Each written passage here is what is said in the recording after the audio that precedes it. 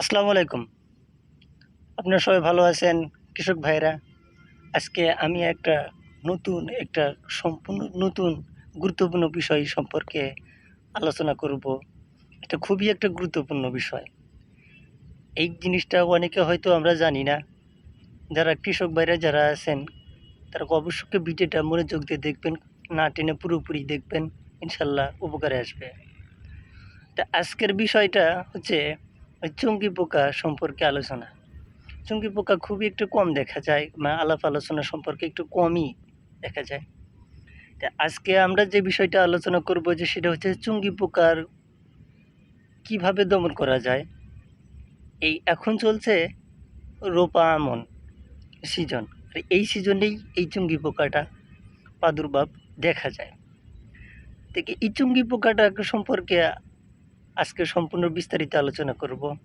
তার আগে আমি বলে নিচ্ছি যারা আমার চ্যানেলটাই এখনও সাবস্ক্রাইব করেন নাই তাহলে সাবস্ক্রাইব করবেন। এই ভিডিওটা সম্পূর্ণরূপে না টেনে পুরোপুরি দেখবেন, তাহলে ইনশাল্লাহ উপকারে আসবে এবং উপকার পাবেন। আজকে বিষয় হচ্ছে কি চুঙ্গি বা আসল কথা যায় চুঙ্গি পোকা। এই চুঙ্গি পোকাটা আসলে কি রোপা আমনের সময়কে এটা আক্রমণ করে থাকে। এই চুঙ্গি পোকার দেখতে কেমন? এটা এই চুঙ্গি পোকা সাধারণত রাতের বেলায় আক্রমণ করে থাকে।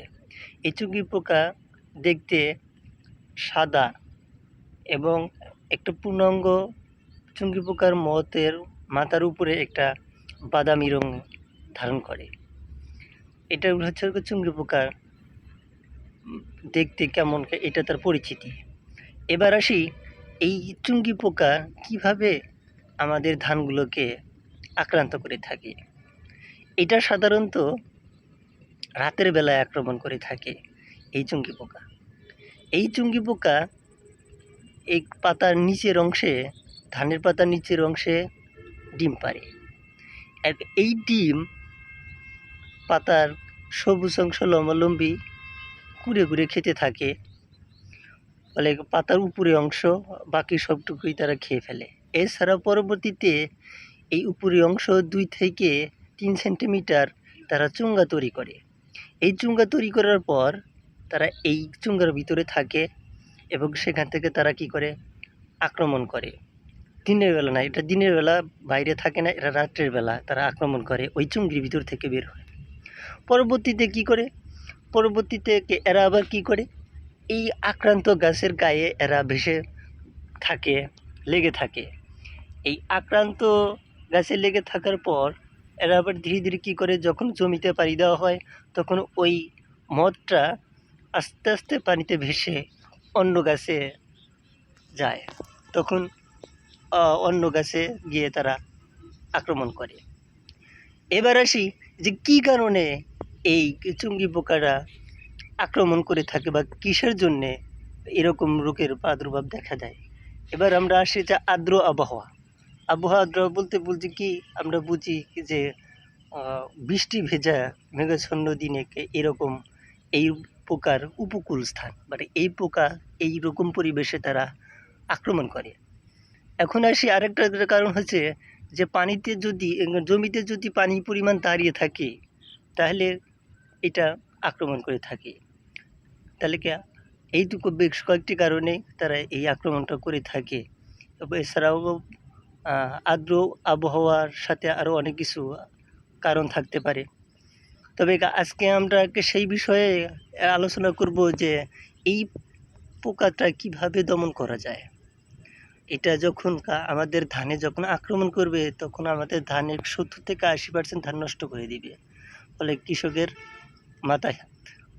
আজকে আসি যে আমরা যদি এই সঠিক সময়কে যদি এই পোকাটাকে দমন করতে না পারি তাহলে কিন্তু আমাদের কৃষকরা তাদের আর্থিক লোকসানে যাবে। আজকে আমরা জানবো যে এই বিষয়ে কি কি আমরা প্রতিকার করতে পারি। চলুন যাই আজকের আলোচনা এই পর্যায়ে। প্রথমে তো আমরা কি করব, যদি জমিতে দাঁড়িয়ে থাকে তাহলে আমরা পানি নিষ্কাশনের ব্যবস্থা করে দেব। আর দ্বিতীয়ত হচ্ছে যদি কোনো আক্রান্ত পাতা হয়ে থাকে, যদি একটা দেখি তাহলে সেই পাতাটা আমরা কি করব, তুলে ফেলব। তৃতীয়ত আমরা কি করব, এবার লক্ষণীয় বিষয়গুলোকে সেটা আমরা কি ৩য় নাম্বার যে কাজটা করব সেই কাজটা হচ্ছে যদি কোনো গাছ জমিতে আক্রান্ত হয় কোনো গাছ বা কোনো পাতা, তাহলে কি আমরা সেটাকে লক্ষ্য রাখবো বা খেয়াল রাখবো যে কোনো পাতা আক্রান্ত হয়েছে কিনা, তাহলে আমরা সেটা তুলে ফেলবো। আর যদি দেখি যে আমাদেরকে জমিতে শতকরা 25% এই পোকা দ্বারা আক্রান্ত হয়ে গেছে, তাহলে সেই ক্ষেত্রে আমাদের কীটনাশক প্রয়োগ করতে হবে। এখন আসি কী কীটনাশক প্রয়োগ করলে আমরা এই রোগ প্রতিরোধ করতে পারবো বা এই পোকা থেকে আমাদের ধানকে রক্ষা করতে পারবো। এবার আসি বলে যাই যে কী কী কীটনাশক, সেই কীটনাশকগুলো ভালো করে শুনে রাখবেন, তাহলে কিন্তু আপনাদের উপকার হবে ইনশাল্লাহ। সেটা হচ্ছে এলাকার মিপসিন, এটা হচ্ছে মিপসিন কি 76 WD, এটাকে প্রতি 10 লিটার পানিতে 25 গ্রাম হারে মিশিয়ে 5% জমিতে স্প্রে করবেন। আমি আবার বলে দিচ্ছি, মিপসিন 76 WD প্রতি 10 লিটার পানিতে 25 গ্রাম হারে মিশিয়ে আপনার 5% জমিতে স্প্রে করবেন। এটা হচ্ছে 1 নম্বর ওষুধ। এছাড়াও আপনি আরেকটা নিতে পারেন সেভিন SP, এটা প্রতি 10 লিটার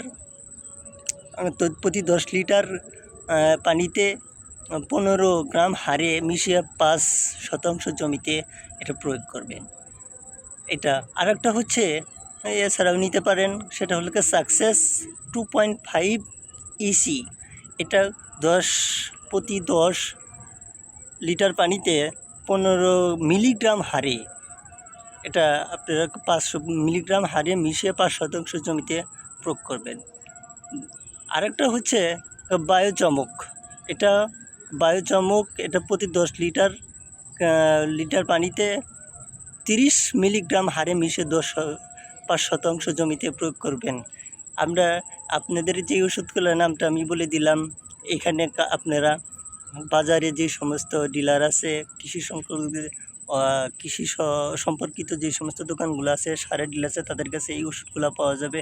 তার আগে সেইগুলো আপনারা সেখান থেকে কিনে এনে আমার ভিডিও অনুযায়ী আমি যেভাবে বললাম ভালো করে শুনে আপনারা সেই হারে মিশিয়ে আপনারা 5% কীরকম, আগে আমি হিসাবটা বলে দিচ্ছি, অনেকে হয়তো আমরা জানি না কীভাবে হিসাবটা করব। তো 5% যদি আপনার জমির কত শতাংশ, 5% 10 লিটার, এবং এই 10 লিটারে আপনারা যেভাবে দেওয়া আছে ওইভাবেই করবেন।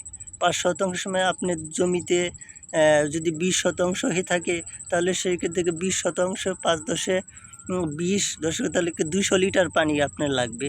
সেটা